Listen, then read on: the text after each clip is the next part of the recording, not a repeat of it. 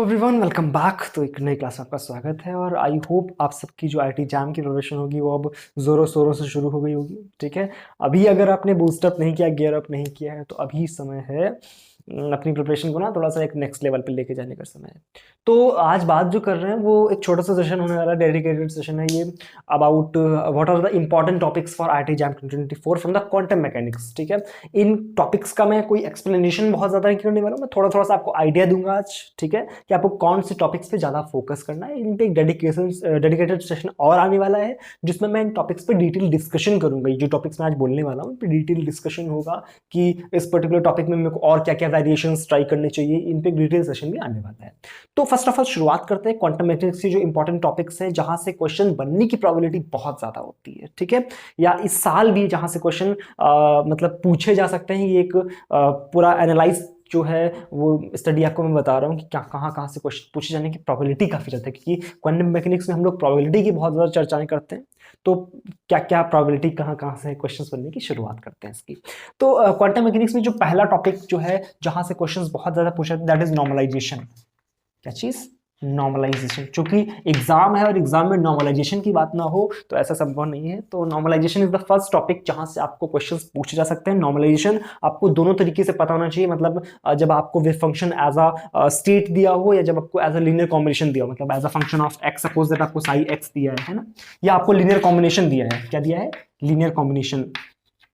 या मतलब इस तरह से साई वन या सी वन फाई वन है ना, C one phi one plus C two phi two है ना। तो यहाँ पर भी नॉर्मलाइजेशन किस तरह से करेंगे ये आपको आइडिया होना चाहिए। सुनो ध्यान से, परेशान मत होना कि कैसे क्या समझूं। इस पे एक डिटेल सेशन आने वाला है बहुत जल्दी। ठीक है, आप बोलोगे तो अगले 1 या 2 दिन में ही ये सेशन आ जाएगा, जिसमें इन बातों की डिटेल डिस्कशन होगी कि सारी सारी जो चीजें हैं उनको किस तरह से हम करते हैं। और जो भी आज टॉपिक में करा रहा हूँ, उन जो बता रहा हूँ उन पे डिटेल चर्चा हो सकती है। आप कमेंट सेक्शन में लिख देना। ठीक है, और एक बहुत बड़ी बात जो कि क्रैश कोर्स के बारे में है, कि अभी क्रैश कोर्स में ना क्वांटम मैकेनिक्स का ही पोर्शन चल रहा है और उनमें ये चीजें बहुत डिटेल में चल भी रही है। तो वहां पे क्या है, हर एक टॉपिक पे डिटेल चर्चा हो रही है। और जब मैं डेडिकेशन सेशन लूंगा तो वहां पर क्या होगा कि इतना ज्यादा डेडिकेटेड जो चीज स्टडी है वो नहीं हो पाएगी। तो आप एक बार जाकर के क्रैश कोर्स चेक करो, उसमें चाहो तो इनरोल कर सकते हो आप। बहुत चीपेस्ट प्राइस पे मैंने रखने की कोशिश करी, तो एक बार जाकर के वहां पर चेक करना। ठीक है, तो नॉर्मलाइजेशन में 2 तरीके की चीजें हो सकती हैं, या तो आपको साई एक्स दिया होगा या लीनियर कॉम्बिनेशन दिया होगा। यहाँ पर आपको नॉर्मलाइजेशन करना आना चाहिए, यहाँ पर भी नॉर्मलाइजेशन करना आना चाहिए। किस तरह से नॉर्मलाइज करते हैं वेव फंक्शन को, साई स्टार साई जो हम करते हैं, psi star psi is equal to 1 आपको पुट करना है होल लिमिट में। यहाँ पर क्या करना होता है, psi into psi is equal to 1 करना होता है। ठीक है, सिंपल सिंपल सी बातें करते हुए चलते हैं। अगली चीज जो यहाँ पर बहुत ज्यादा पूछी जाती है, that is about the expectation value. क्या चीज? Expectation value.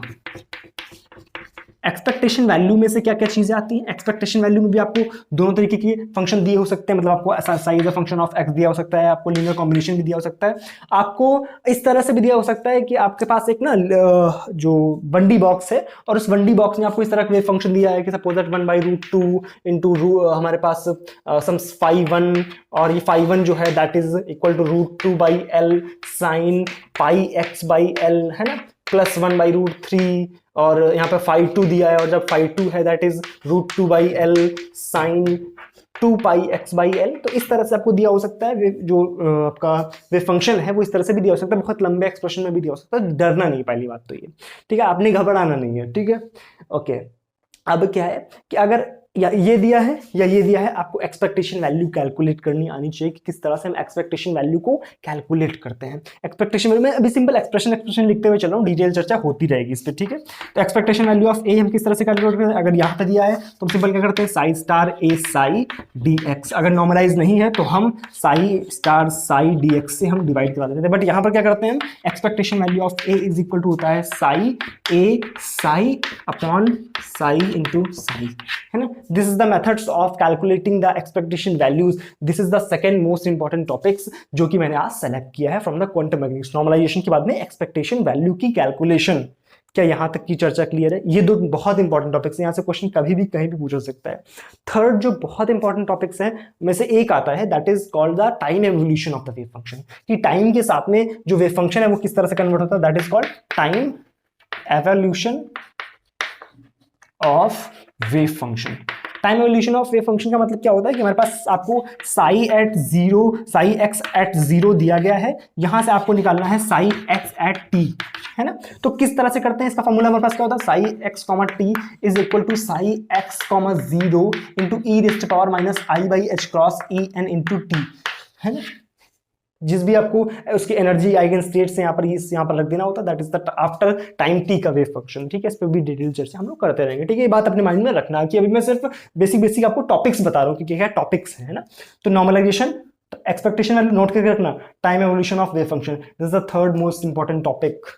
सिंपल, यहां तक बात क्लियर, ठीक है। अगली क्या बात करते हैं, यहाँ पे ये तीन टॉपिक मैंने बता दिए कि बहुत इंपॉर्टेंट टॉपिक्स में से एक बात, बहुत जरूरी बात आपको यहाँ पर ध्यान रखनी है कि आपको गॉसियन वेव फंक्शन जो है, हालांकि ये बोनस पॉइंट है आपके लिए कि आपको ना गॉसियन वेव फंक्शन का एक अच्छा आइडिया होना चाहिए। गॉसियन वेव फंक्शन के जो क्वेश्चन होते हैं, क्योंकि आपको ना जब भी वेव फंक्शन दिया होगा, चाहे वो जो भी टॉपिक हो, वहां पर आपको गॉसियन वेव फंक्शन जो है वो आपको दिया जा सकता है। गॉसियन वेव फंक्शन मतलब इस तरह का function, E raise to power minus A X square D X from minus infinity to plus infinity, this is Gaussian wave function. और गॉसियन वेव फंक्शन किस तरह से करते हैं, इसका आपको डायरेक्ट इंटीग्रेशन भी याद होना चाहिए, और अगर किसी दूसरे फॉर्म में भी, सपोज दूसरा फॉर्म ये है आपका minus infinity to infinity minus E A X square plus B X D X, तो यहाँ पर क्या करते हैं, E raise to power B square by four A under root pi by A. तो ये चीजें जो फॉर्मूले हैं, डायरेक्ट इंटीग्रेशन, क्योंकि आप इनमें बहुत देर तक उलझे रह सकते हो यहाँ पर जो फॉर्मूले होते हैं, तो आपको गॉसियन वेव फंक्शन बहुत अच्छे से याद होना चाहिए। गॉसियन फंक्शन आपको अच्छे से, इसके अलावा और भी हम लोग चर्चा करेंगे, इसके अलावा और जो डिफरेंट टाइप के फंक्शन होते हैं, जो लाप्लास फंक्शन होते हैं, लाप्लास फंक्शन से आपको कहीं पर ये दिए जा सकते हैं, लाप्लास फंक्शन, गॉसियन फंक्शन, ये सारी चीजें आपको कहीं पर भी दी जा सकती हैं। तो आपको इनकी कैलकुलेशन का एक अच्छा आइडिया होना चाहिए। क्या यहाँ तक बात क्लियर है? पक्का। एक बहुत इंपॉर्टेंट टॉपिक यहाँ पर जो आता है, that is called the energy calculation. Energy calculation में क्या होता है, हमारे पास कोई भी एक सिस्टम दिया हो सकता है, सपोज दैट आपको एक 1D बॉक्स दे दिया गया।